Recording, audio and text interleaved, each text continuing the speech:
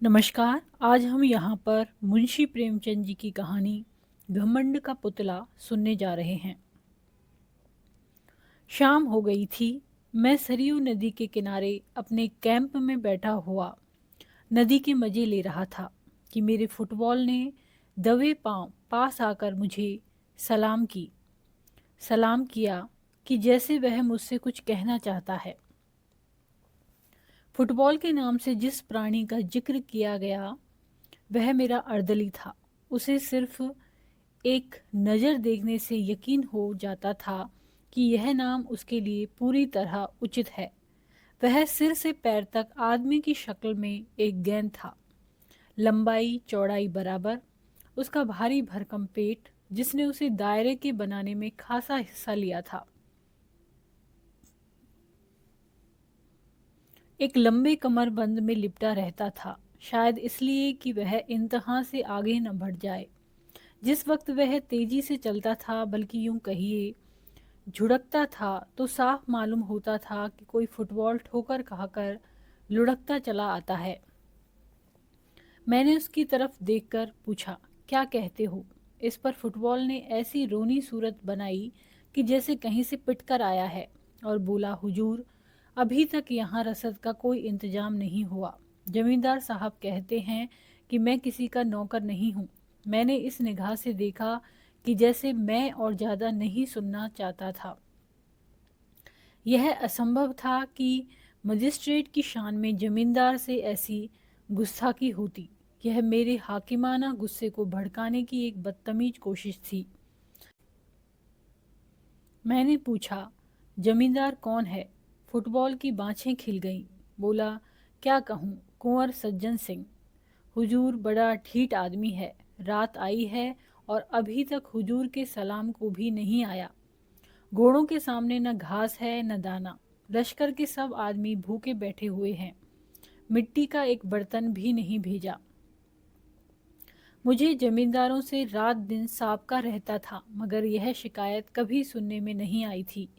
इसके विपरीत वह मेरी खातिर तवाजो में ऐसी जाफिशानी से काम लेते थे जो उनके स्वाभिमान के लिए ठीक न थी। उसमें दिल खोलकर आतिथ्य सत्कार करने का भाव तनिक भी न होता था। न उसमें शिष्टाचार था, न वैभव का प्रदर्शन जो ऐब है। इसके बजाय वहाँ बेजा रसूख की फिक्र और स्वार्थ की हवस साफ दिखाई देती थी,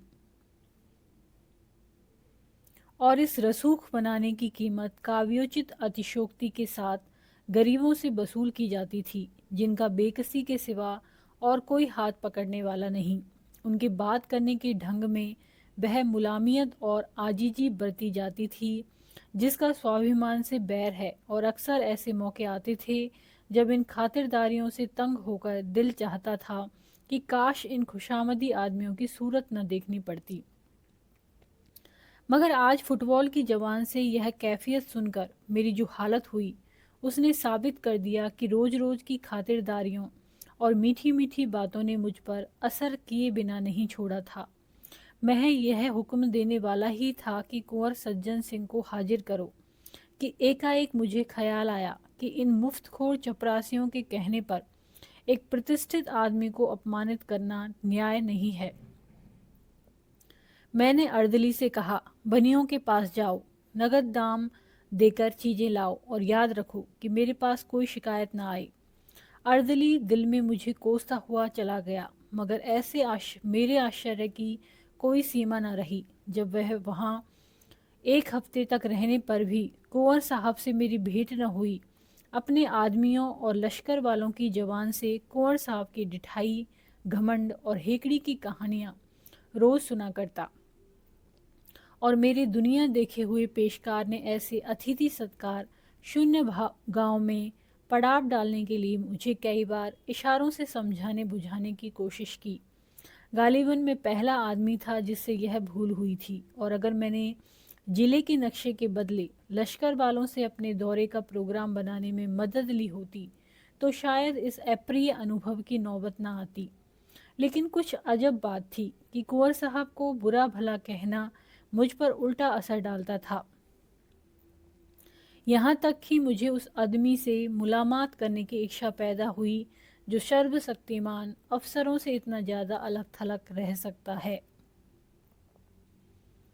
सुबह का वक्त था। मैं गढ़ी में गया। नीचे सरयू नदी लहरें मार रही थी। उस पार साखों का जंगल था। मीलों तक बादामी रेत, उस पर खरबूज और तरबूज की क्यारियां थी। पीले पीले फूलों से लहराती हुई बगुलों और मुर्गावियों के गोल बैठे हुए थे। सूर्य देवता ने जंगलों से सिर निकाला। लहरें जगमगाई, पानी में तारे निकले। बड़ा सुहाना, आत्मिक उल्लास देने वाला दृश्य था। मैंने खबर करवाई और कुंवर साहब के दीवान खाने में दाखिल हुआ। लंबा चौड़ा कमरा था, फर्श बिछा हुआ था। सामने मसनद पर एक बहुत लंबा तगड़ा आदमी बैठा हुआ था। सर के बाल मुड़े हुए, गले में रुद्राक्ष की माला, लाल लाल ऊंचा माथा। पुरुषोचित अभिमान की इससे अच्छी तस्वीर नहीं हो सकती। चेहरे से रौबदाब बरसता था। कुंवर साहब ने मेरे सलाम को इस अंदाज से लिया कि जैसे वह इसके आदी हैं। मसनद से उठकर उन्होंने बहुत बड़प्पन के ढंग से मेरी आगवानी की, खैरियत पूछी और इस तकलीफ के लिए मेरा शुक्रिया अदा करने के बाद इतर और पान से मेरी तवाजो की। तब वह मुझे अपनी उस गढ़ी की सैर कराने चले जिसने किसी जमाने में जरूर आसुफुद्दौला को जिज किया होगा, मगर इस वक्त बहुत टूटी फूटी हालत में थी। यहाँ के एक एक रोड़ी पर कुंवर साहब को नाज था। उनकी खानदानी बड़प्पन और रौबदाब का जिक्र उनकी जबान से सुनकर विश्वास न करना असंभव था। बयान करने का ढंग यकीन को मजबूत करता था और वे उन कहानियों के सिर्फ पासवान ही न थे, बल्कि वह उनके ईमान का हिस्सा थी। और जहाँ तक उनकी शक्ति में था, उन्होंने अपनी आन निभाने में कभी कसर नहीं की। कुंवर सज्जन सिंह खानदानी रईस थे। उनकी वंश परंपरा यहाँ वहाँ टूटती हुई अंत में किसी महात्मा ऋषि से जाकर मिल जाती थी। उन्हें तपस्या और भक्ति और योग का कोई दावा न था, लेकिन इसका गर्व उन्हें अवश्य था कि वे एक ऋषि की संतान हैं।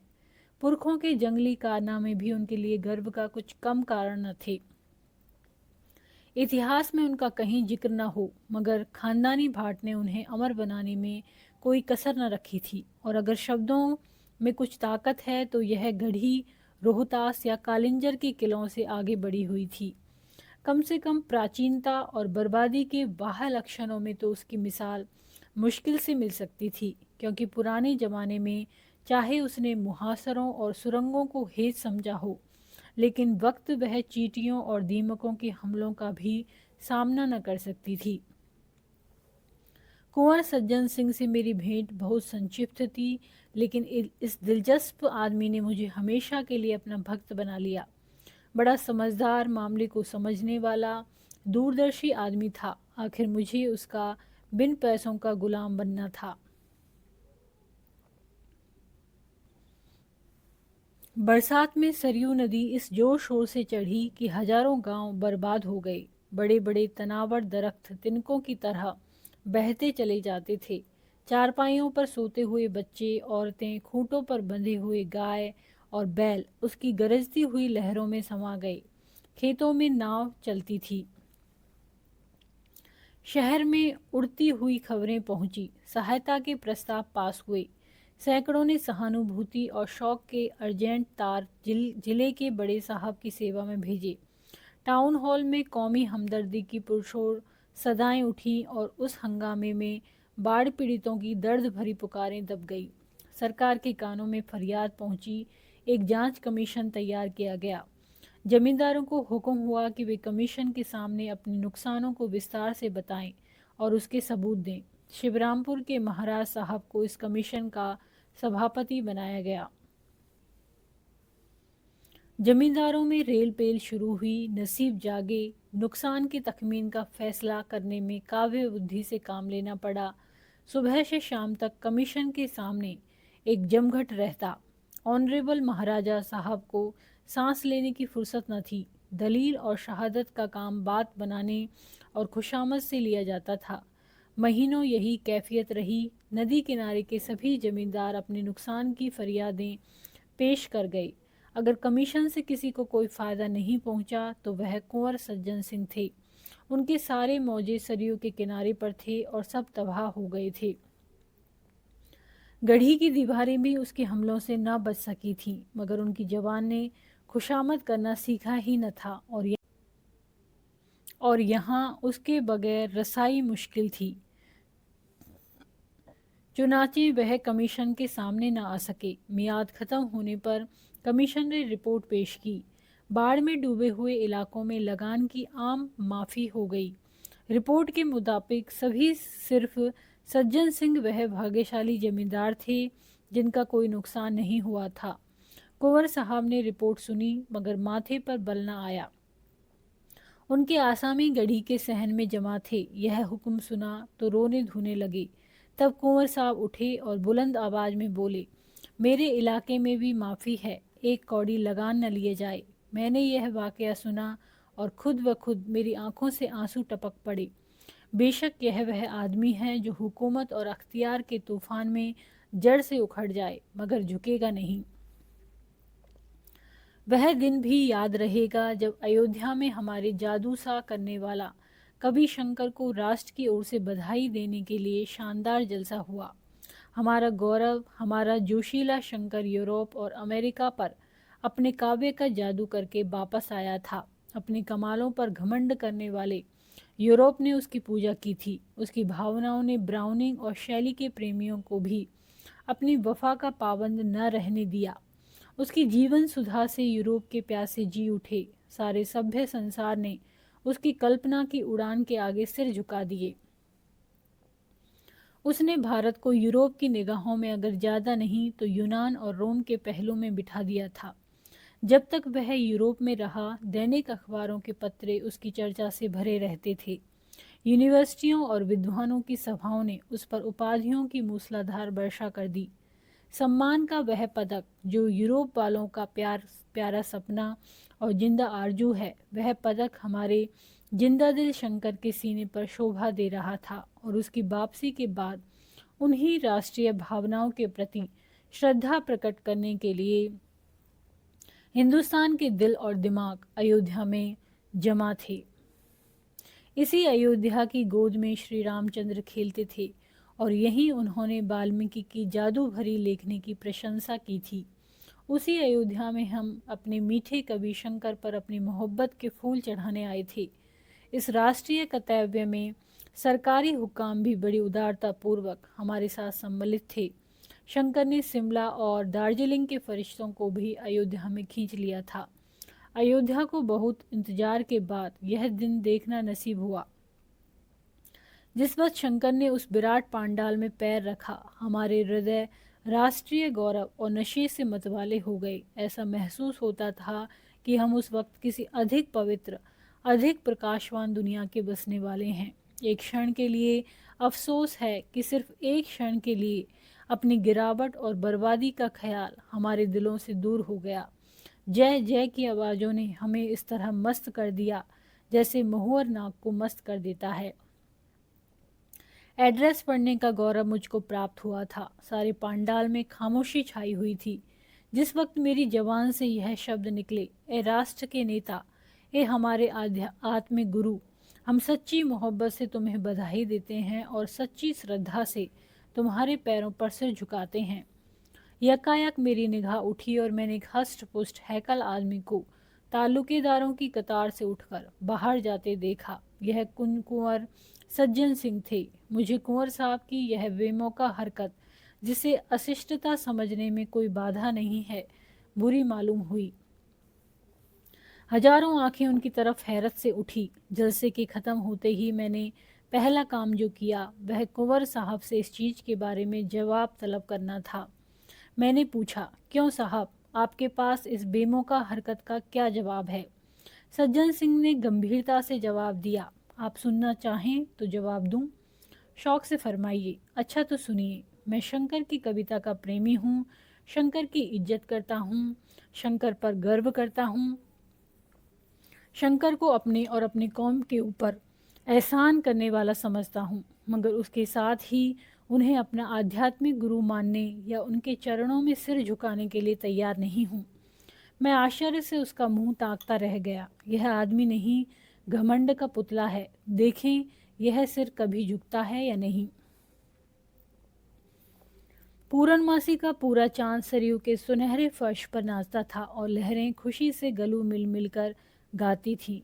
फागुन का महीना था, पेड़ों में कोपलें निकली थी और कोयल कूकने लगी थी। मैंने अपना दौरा करके सदर लौटता था। रास्ते में कुंवर सज्जन सिंह से मिलने का चाव मुझे उनके घर तक ले गया, जहां अब मैं बड़ी बेतकल्लुफ़ी से आता जाता था। मैं शाम के वक्त नदी की सैर को चला। वह प्राणदायिनी हवा, वह उड़ती हुई लहरें, वह गहरी निस्तब्धता, सारा दृश्य एक आकर्षक सुहाना सपना था। चांद के चमकते हुए गीत से जिस तरह लहरें झूम रही थी, उसी तरह मीठी चिंताओं से दिल उमड़ा जाता आता था। मुझे ऊंचे कगार पर एक पेड़ के नीचे कुछ रोशनी दिखाई दी। मैं ऊपर चढ़ा।